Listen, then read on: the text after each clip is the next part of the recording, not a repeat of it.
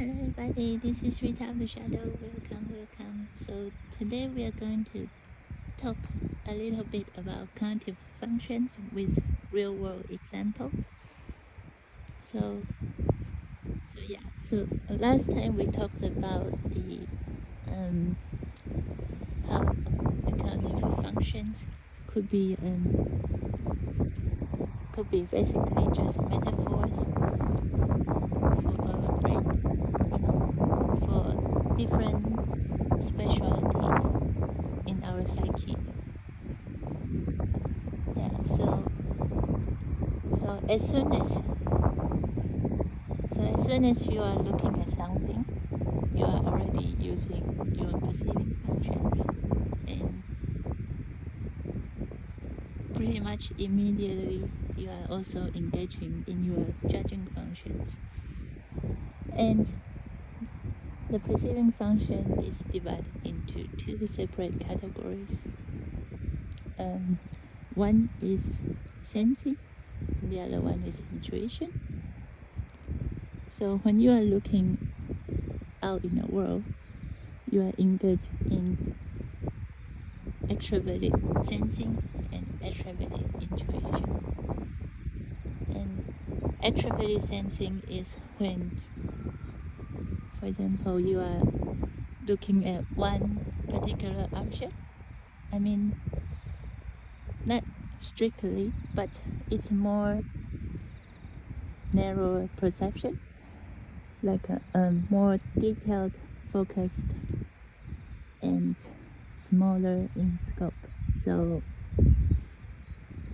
you could be looking at particular sections in this picture, or you could be looking at one particular tree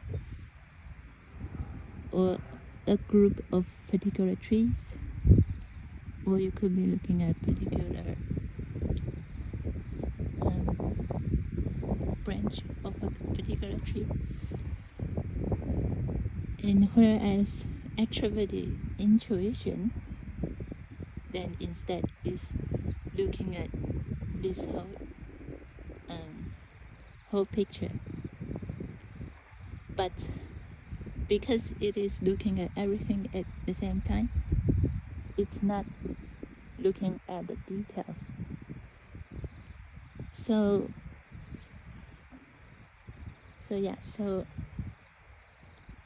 of course we do both, like otherwise you'll be able to only see part of the tree or only a blurry image of the world. But that is not the case. So everybody have both extrovert sensing and extroverted intuition. The only difference being some people prefer engage in extroverted sensing more, and others prefer more of the extroverted intuition. And the way that extroverted sensing dominant might go about it is that to perceive the whole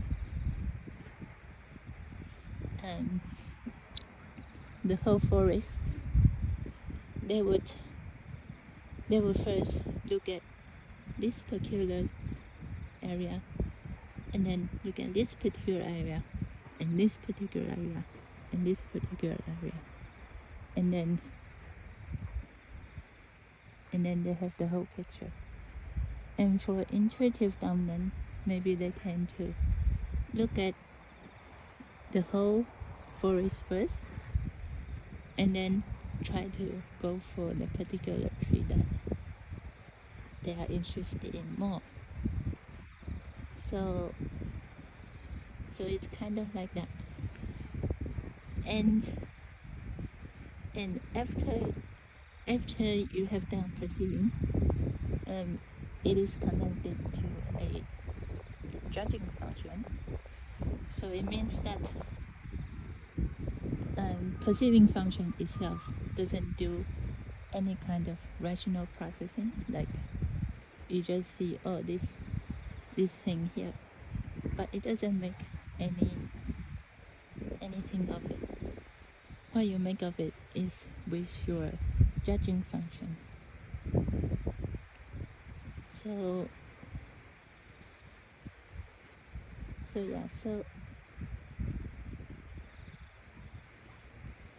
judging function is like also divided into two groups.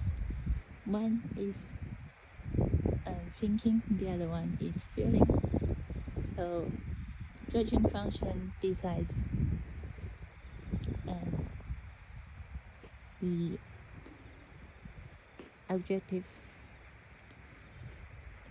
thinking function, the objective value that you assign to the thing that you are perceiving. So you might be thinking to yourself, oh, you are assigning value. This is a tree, or this is a forest, and that is thinking. And feeling function is like you are engaging in your emotions, like how, because I'm only out here by myself, so most likely only the introverted feeling is at play here. Like, oh, how does looking at this image make me feel? Like, then you assign value, oh, it feels very nice. Then that's introverted feeling. And extroverted feeling is if you see someone else, like you come here with a group of friends, and you all seem to have a good time, and that seem to have a good time is a extroverted feeling judgment. So you are perceiving and then you are making a judgment. So together they serve as a function.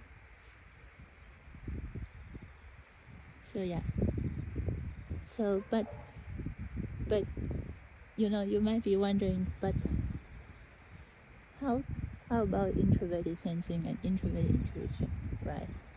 So you know how I said, like, you assign value, but how do you even assign value? Because how do you know a tree is a tree? Well, you have to learn it first. So after you perceived an external object, then when you are young, maybe you will ask your parents or your primary caretakers, and you ask them, oh, what is that? And they will tell you, oh, that is a tree. Then you know from then onwards that is a tree. So then you assign meaning to the thing that you are perceiving, and you store them into your memory. So storing into the memory, then extroverted sensing becomes introverted sensing, because it becomes an image in your brain that you can look into and perceive. And introverted intuition, on the other hand, is the internal big picture, so the connections that you have made in your brain from everything you have experienced around you. So you could be introverted intuition could be like connecting multiple abstract data together. So for example, you can be thinking about, I don't know,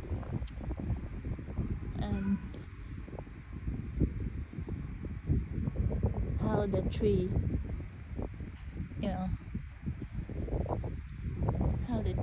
what is the effect of the tree on the mental health, and the environment, or or being natural friendly, or maybe it makes you think of a fantasy setting like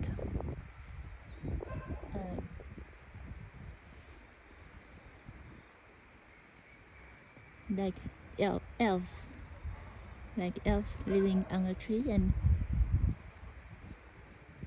but I think I'm getting sidetracked. I'm not saying like these particular connections are introverted intuition, but it's something like this. It's like a fuzzy kind of connection that you make by looking into your inner world. So yeah, and it's not so concrete usually. So when you think about a concrete thing like the elf from Lord of the Rings, then you are dipping from introverted intuition, from introverted sensing already, because it is already connected to a specific memory. But if you only think about elves, like fantasy elves, as an archetype, then it is still, I think, the concept of introverted intuition. But yeah, so you can see, everything is connected. So you need all the cognitive functions to properly see and interact with the world and yourself. So yeah, and for example, like the cognitive functions, they also work together in a pair.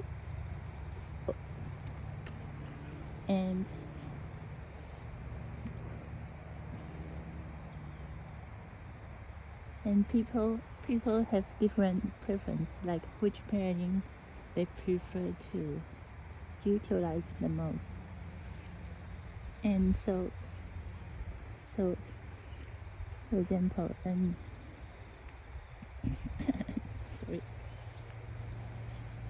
extroverted intuition and extroverted thinking person might look at this thing, and then they'll be thinking to themselves, oh, this is a structure, and it is used by children for playing, and they will be fascinated by the mechanical beauty of this. And when you are closing in on this structure, and then you touch it, and then you use your biological senses to detect what it's made of, and you look at this detailed structure, and at this point you will be engaging in extroverted sensing and extroverted thinking.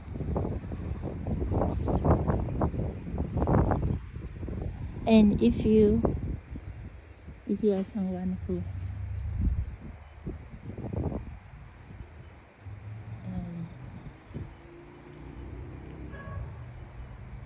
have a lot of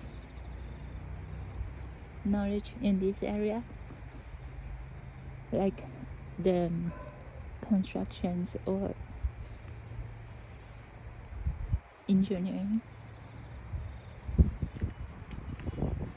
that kind of thing, then you may be starting to engage in your introverted thinking and introverted sensing to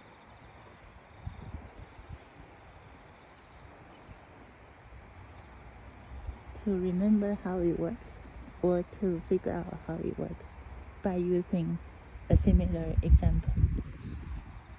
So yeah, and